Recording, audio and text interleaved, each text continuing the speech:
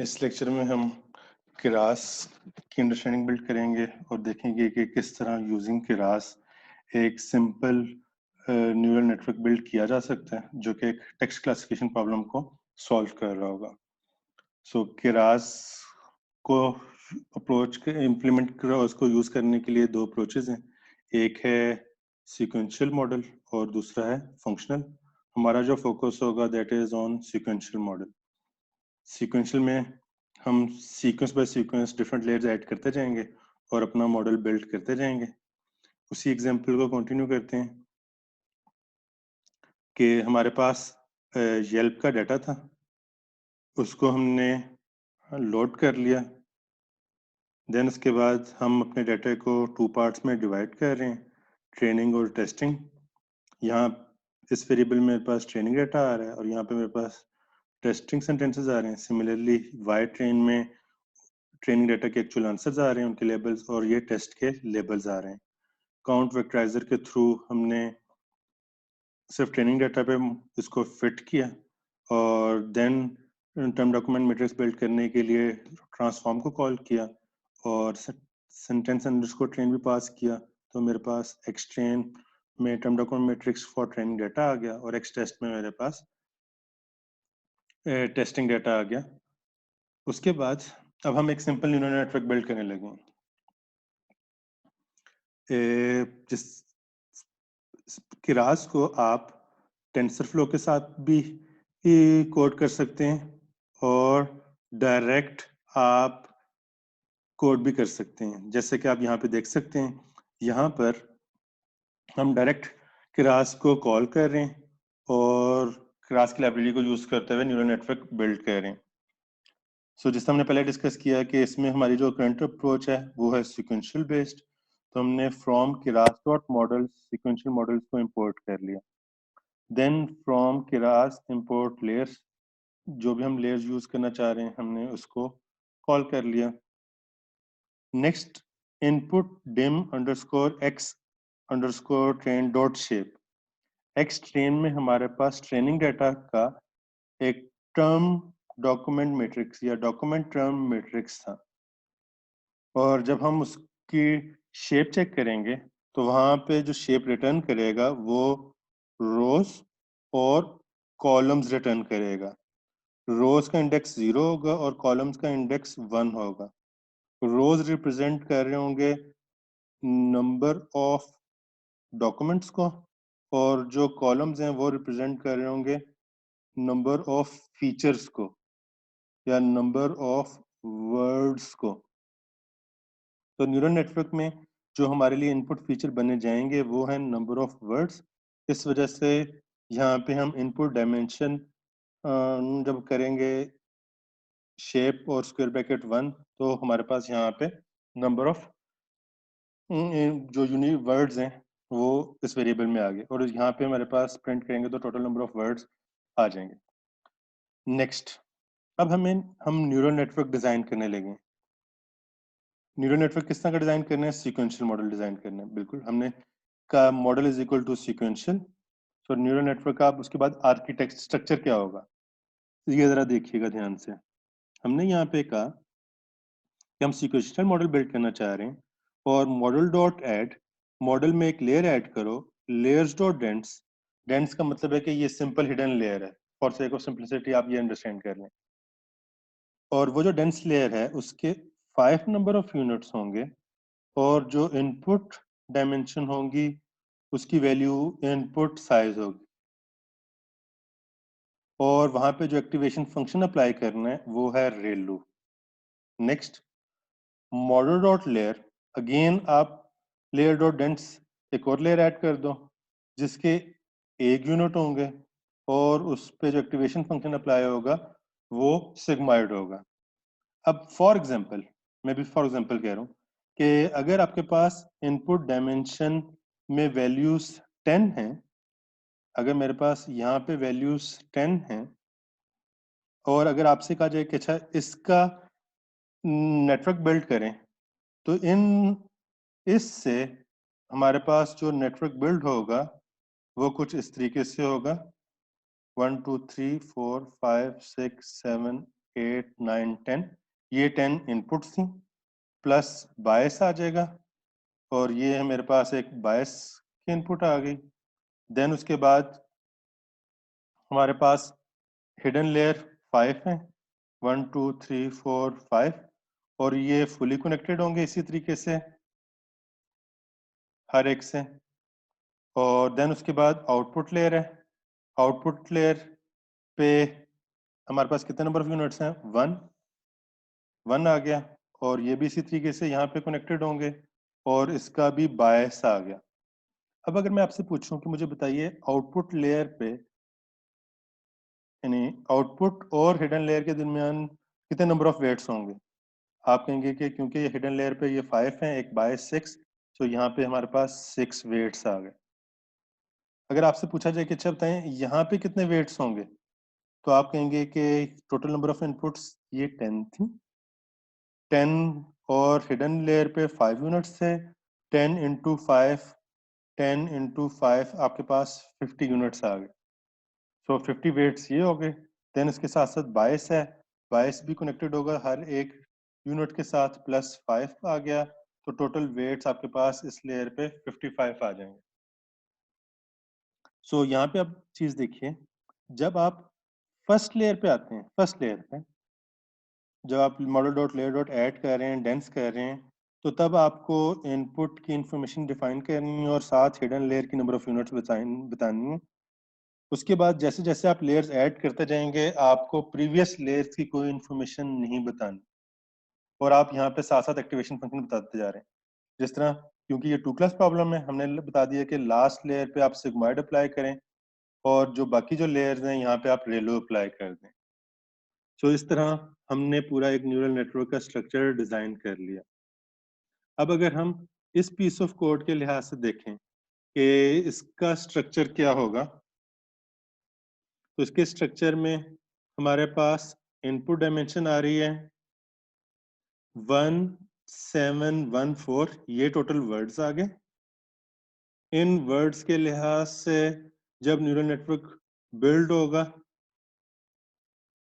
तो उसमें हमारे पास जो वेट्स होंगे वो कुछ इस तरीके से होंगे कि इनपुट में मेरे पास यहाँ पे 1714, यहाँ पे आ गया 1714, जिसे हमने पहले डिस्कस किया कि साथ ही हिडन लेयर पे 5 यूनिट्स, हिडन लेयर पे 5 यूनिट्स, तो इट मींस हर इनपुट हर 5 से मल्टीप्लाई हो रही होगी, और इसको अगर आप मल्टीप्लाई करें तो ये आ जाएगा आपके पास 5 4 40। तो जब हमने इसको किया मल्टीप्लाई किया 5 2 20, और हमारे पास यहाँ पे आ जाएगा 8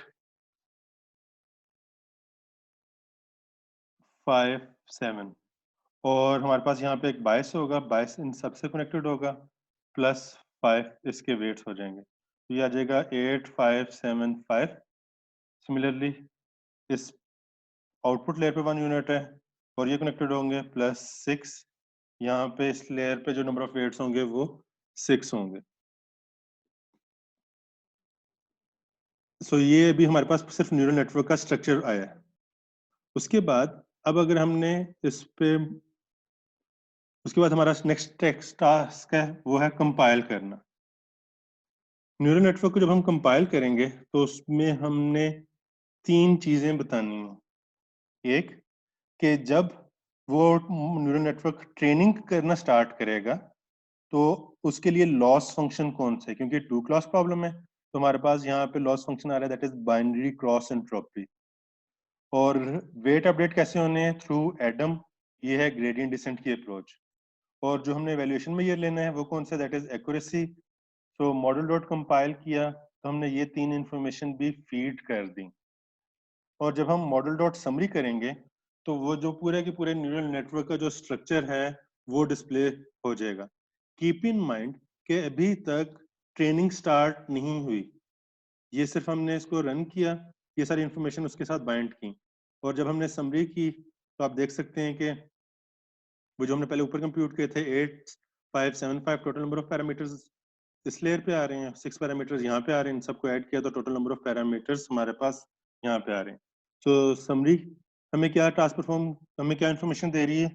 समरी हमें बता रही है पूरे हमारे न्यूरल नेटवर्क के आर्किटेक्चर के बारे में डिटेल्स, कि ये हमारे पास एक डेंस लेयर है जिसमें 5 यूनिट थे, इनपुट साइज था, और इस पे टोटल नंबर ऑफ पैरामीटर्स जो हम लर्न करेंगे या वेट अपडेट इक्वेशन जो हम डिफाइन करेंगे वो इतनी है। सिमिलरली हमारे पास ये डेंस लेयर है और ये हमारे पास 1 यूनिट है, और इस पे जो हमें वेट्स कंप्यूट करने हैं वो 6 हैं, और इसकी 6 वेट अपडेट इक्वेशन होंगी। और ये हमारे पास ओवरऑल जितने हमने वेट्स लर्न करने हैं या जितनी हमारे पास टोटल वेट अपडेट इक्वेशंस होंगी वो हमारे पास आ रही हैं। सो अब इस केस में क्या होगा कि हमने ओवरऑल पूरे न्यूरल नेटवर्क का आर्किटेक्चर डिफाइन कर लिया और साथ समरी के थ्रू उसको देख लिया। उसके बाद जब हम इसको कॉल करेंगे तो इसके थ्रू हमारे पास लर्निंग स्टार्ट हो जाएगी, इसके थ्रू हमारे पास लर्निंग स्टार्ट हो जाएगी। अब जब ये लिंक स्टार्ट होगी तो इसमें मॉडल डॉट फिट को कॉल करेंगे, इसमें हम ट्रेनिंग डाटा और टेस्टिंग डाटा पास करेंगे, हम डिफाइन करेंगे कितनी नंबर ऑफ ईपोक्स रन होनी है, साथ हमने प्रिंटिंग करवानी है नहीं करवानी, हम कह रहे हैं नहीं कुछ प्रिंट होना चाहिए, और साथ हम यहाँ पे वैलिडेशन डाटा में फिलहाल टेस्टिंग डाटा पास कर रहे हैं, और हमारा जो बैच साइज है वो है 10।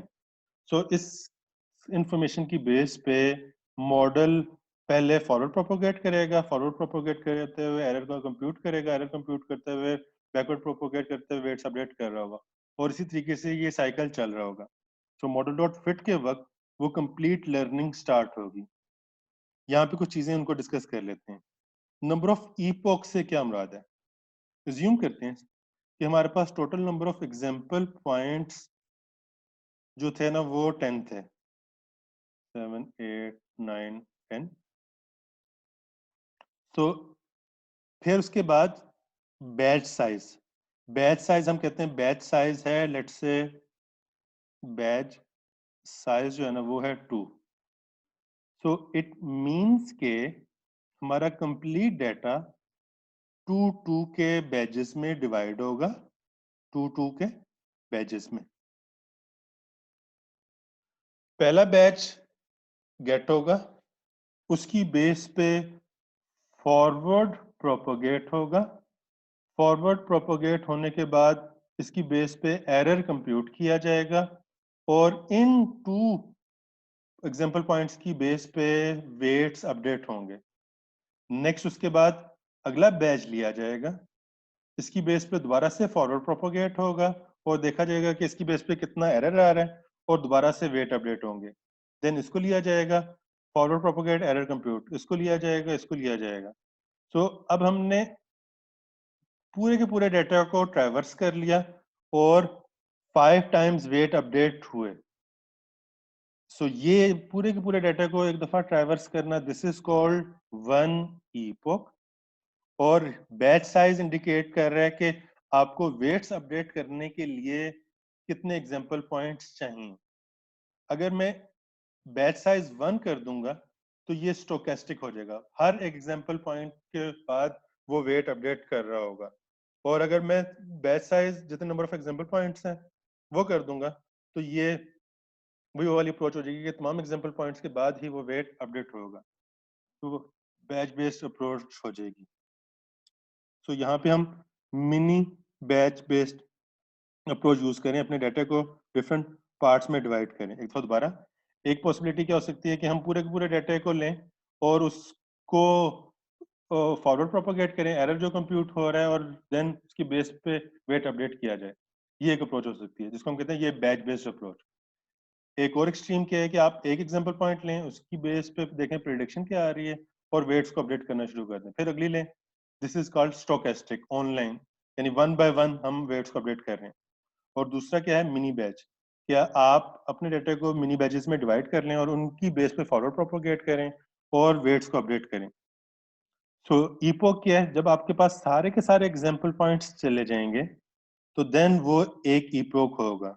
इसी एग्जांपल को कंटिन्यू करते हैं कि अगर आपसे कहा जाता है कि total number of example points 10 थे और आपके पास बैच साइज 2 है और 3 ईपोक्स रन करें, तो ड्यूरिंग 3 ईपोक्स कितनी दफा वेट्स अपडेट होंगे? तो total number of example points 5 है, 10 है, तो इट मींस ये 5 का बैच बन जाएगा। तो एक ईपोक में 5 टाइम्स वेट अपडेट होंगे। सो 2 epochs में 10, 3 epochs में 15, सो 15 टाइम्स ये वेट्स अपडेट होंगे। फिर एक और जो चीज है कि जिससे हमने पहले भी डिस्कस किया है कि हमारे पास यहाँ पे बेशुमार हाइपर पैरामीटर्स होते हैं और जिन्हें हमें ट्यून करना होता है।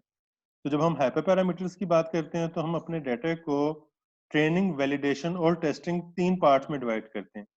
ट्रेनिंग, वैलिडेशन और टेस्टिंग, और देन फिर हम वैलिडेशन डाटा यहाँ पे पुट करके हाइपर पैरामीटर्स को ट्यून कर रहे होते हैं, लेकिन फॉर द टाइमिंग हमने यहीं पे टेस्टिंग डाटा ही पास किया। सो मॉडल ट्रेन हो गया। अब जब हमने मॉडल ट्रेन करने के बाद उसको अब हम एवेल्युएट कर रहे हैं ट्रेनिंग और टेस्टिंग दोनों पे। दोनों पे एवेल्युएट करने की क्या जरूरत है? दोनों पे एवेल्युएट करने की रीजन ये है कि हम देख सकें कि कहीं मॉडल ओवरफिट तो नहीं हो गया। आप ये देखिए, ट्रेनिंग डाटा पे उसने 100% एक्यूरेसी अचीव कर ली है और टेस्टिंग डाटा पे एक्यूरेसी 0.79 आ रही है। तो ट्रेनिंग डाटा पे एक्यूरेसी बहुत हाई है और टेस्टिंग डाटा पे मीन मॉडल एक्सट्रीमली ओवरफिट हो चुका हुआ है। अब हमें कोई ऐसा मैकेनिज्म परफॉर्म करना है जिसको यूज करते हुए हम इसकी ओवरफिटिंग को खत्म कर सकें। यहाँ तक उम्मीद है कि आपको क्लियर हो चुका होगा कि किस तरीके से हम मॉडल बिल्ड करें। एक दफा इसको क्विकली ओवरव्यू कर लेते हैं कि हमने डाटा लोड किया। डाटा लोड करने के बाद हमने अपना न्यूरल नेटवर्क आर्किटेक्चर डिफाइन किया कि वो आर्किटेक्चर किस तरह का होना चाहिए। देन उसके बाद हमने डिफाइन कर लिया बाएं कि उसमें हमारे पास लॉस फंक्शन क्या होगा, ऑप्टिमाइजर कौन सा है, वैल्यूएशन मेजर कौन से हैं, ये चीज डिफाइन कर ली। अब हम इस काबिल हो गए हैं कि हम उस पर ट्रेनिंग कर सकें। ट्रेनिंग के लिए हमने नंबर ऑफ ईपोक्स डिफाइन कर लिया कि 100 ईपोक्स चलें और बैच साइज 10 होना चाहिए, और उसकी बेस पे फिर हमने प्रेडिक्शन कर ली। अब आगे भी ऑलमोस्ट सारी चीजें वैसी हैं जो हम पहले डिस्कस कर चुके हैं। इसमें सिर्फ डिफरेंस ये है कि हमारे पास पिछली वाली एग्जांपल में जो number of exam hidden layers थे वो 5 थी। अब यहाँ पे हम 3 ले रहे हैं, बाकी और कोई डिफरेंस नहीं है। अब जब हम इसको रन करेंगे और उसकी बेस पे देखते हैं कि हमारे पास क्या ट्रेनिंग डाटा और टेस्टिंग डाटा में क्या इम्पैक्ट पड़ रहा है, तो आप देखिए कि अब हमारे पास अभी भी मॉडल ओवरफिट है। मॉडल अभी भी ओवरफिट, लेकिन as compare to this one जहां पे मेरे पास 79% एक्यूरेसी आ रही थी, सिर्फ मैंने नंबर ऑफ हिडन लेयर यानी हिडन लेयर पे number of units hidden layer पे कम कर दिए 3, तो इसकी एक्यूरेसी इंप्रूव होगी। बाकी और कोई चेंज नहीं किया। सो आप देख सकते हैं कि ये भी हाइपर पैरामीटर है। इसी तरह आगे वाली एग्जांपल में कोई और चेंज नहीं हो रहा, सिर्फ हिडन लेयर में जो नंबर ऑफ यूनिट्स हैं उनको चेंज किया जा रहा है और फिर देखा जा रहा है कि उसका क्या इम्पैक्ट आ रहा है। अच्छा, जब भी आप डीप लर्निंग मॉडल को ट्रेन करते हैं तो वहां पे हिस्ट्री में जो एक कॉल बैक मैकेनिज्म है, हिस्ट्री कॉल बैक, उसमें हर ईपोक पे, हर आइट्रेशन पे आपके पास एक्यूरेसीज आ रही होती हैं ट्रेनिंग की और टेस्टिंग की। अब हम क्या करने लगे हैं, ये जो हमारे पास रिजल्ट्स आ रहे हैं, जो अब ये हमारे पास 100 ईपोक के बाद एक फाइनल रिजल्ट आ रहा है, हम ये चाहते हैं कि हमें हर ईपोक पे पता चले कि ट्रेनिंग डाटा पे क्या रिजल्ट्स आ रहे हैं और टेस्टिंग डाटा पे क्या रिजल्ट्स आ रहे हैं। तो उसके लिए हमने ये एक पीस ऑफ कोड लिखा है कि हम हिस्ट्री में तमाम की तमाम इंफॉर्मेशन स्टोर हो रही हैं और अब हम उसको साथ साथ इस तरह प्लॉट करवाते जा रहे हैं। यहाँ पे हम 2 चीजें प्लॉट करवाएंगे, एक ट्रेनिंग डाटा की एक्यूरेसी और ट्रेनिंग डाटा का लॉस, जो हमारा लॉस फंक्शन है उसको। सिमिलरली टेस्टिंग डाटा की एक्यूरेसी और टेस्टिंग डाटा का लॉस। और जब हमने यहाँ पे उसको प्रिंट कराया तो आप देखिए ये यहाँ से आपको काफी हद तक चीजें नजर आ रही होंगी। आपके पास एक्स एक्सिस पे हैं ईपॉक्स और ये इंडिकेट कर रहा है कि जैसे जैसे ईपॉक्स बढ़ते जा रहे हैं, ये ट्रेनिंग डाटा है और ये टेस्टिंग डाटा रेड लाइन को या वैलिडेशन डाटा को यूज कर रिप्रेजेंट कर रहा है। जैसे जैसे हम ईपॉक्स बढ़ा रहे हैं, लॉस कम होता जा रहा है। और जो एक्यूरेसी है वो भी आप देख सकते हैं कि जैसे जैसे हम ईपॉक्स बढ़ाते जा रहे हैं, एक्यूरेसी बहुत हाई होती जा रही है। अब आप इस प्लॉटिंग से देख सकते हैं कि अगर आप अपने मॉडल की ईपॉक अराउंड 20 टू 30 कर दें तो आपके पास बेहतर रिजल्ट्स आ सकते हैं। और आप ये देख सकते हैं कि देखें कि जब आपने ईपॉक्स बहुत ज़्यादा की तो आपके पास वैलिडेशन पे एक्यूरेसी उसने सॉरी ट्रेनिंग पे एक्यूरेसी उसने ऑलरेडी 100% अचीव कर ली और देन हमारे पास वैलिडेशन में कभी एक्यूरेसी ऊपर आ रही है, कभी नीचे हो रही है। तो यहाँ पे ये जो एल्बो बन रही है, आमतौर पे वो एक क्राइटेरिया होता है कि हमें नंबर ऑफ ईपॉक्स कितनी रखनी चाहिए। सो कोई कंफ्यूजन है तो आप मेरे से डिस्कस कर सकते हैं। Thank you.